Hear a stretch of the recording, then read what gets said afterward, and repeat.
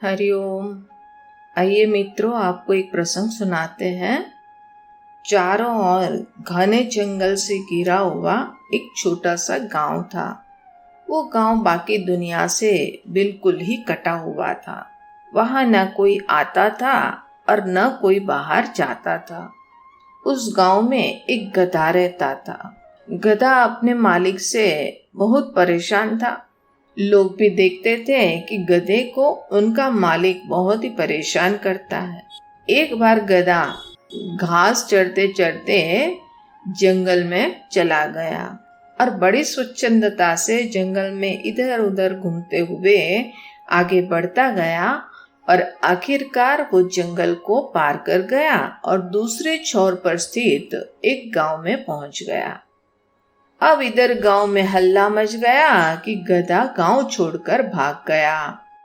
सब लोग आपस में बात करने लगे कि बड़ा भाग्यशाली है कि अब तो वो आराम की जिंदगी जी रहा होगा, अपने मालिक की पीड़ाओं से बच गया। लोगों की ये बात सुनकर कुत्तों के झुंड ने भी सोचा कि चलो हम लोग भी देखे तो सही कि गधा कहाँ गया है। और वो लोग भी गधे की गंध का पीछा करते हुए उसी रास्ते से जंगल के उस पार चले गए। फिर तो क्या था, गांव के अन्य पशुओं में भी जंगल को पार करने की होड़ सी लग गई और सभी गधे के द्वारा खोजे हुए रास्ते पर चलते हुए जंगल को पार करने लगे। बार बार उस रास्ते पर चलने से एक बड़ी स्पष्ट पगडंडी बन गई और इस तरह से अनेकों लोग भी उस रास्ते को पकड़कर जंगल को पार करने लगे। समय बीतता गया और धीमे धीमे गांव की आबादी भी काफी बढ़ने लगी। तब सरकार ने जंगल को पार करने के लिए एक रास्ता बनाने का निर्णय किया। शहर से इंजीनियरों का एक दल आया और उन्होंने उस गांव की, उस इलाके की स्टडी करी। तो गांव वालों ने बताया कि जंगल पार करके हम लोग भी शहर जाते हैं और यहाँ पर एक पगडंडी बनी हुई है, तो उसी पर अगर आप रोड बना देंगे तो बहुत अच्छा रहेगा। उनकी बात सुनकर शहर से आए लोग मुस्कुराए। उन्होंने देखा कि कौन सी पगडंडी है।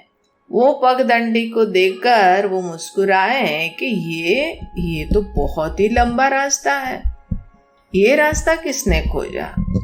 तब गांव के एक बुजुर्ग बोले कि जहां तक मुझे पता है ये रास्ता किसी गधे ने खोजा था और उसने पूरी कहानी सुनाई।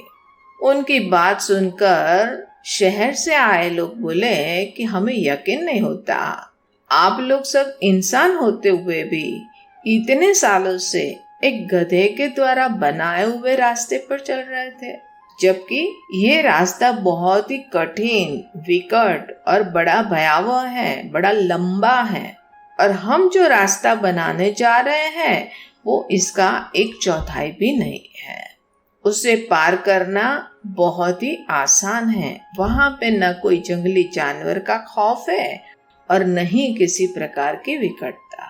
ये सुनकर गांव वाले लोग बहुत ही शर्मिंदा हो गए। मित्रों, हम सभी लोग जीवन में बगैर सोचे समझे देखा देखी में जीते हैं, जो कि जन्मांतरों से इसी प्रकार से जीते आए हैं। हमें ये पता नहीं है कि जिसको हम फॉलो करते हैं वो इतना प्रामाणिक है या नहीं। देखा देखी में जीने का यही प्रतिफल होता है कि हम भटक जाते हैं, हमारा जीवन व्यर्थ गंवा देते हैं। इसलिए जिसको भी फॉलो करते हैं वो कितना प्रामाणिक है उसकी पहले परख करनी चाहिए।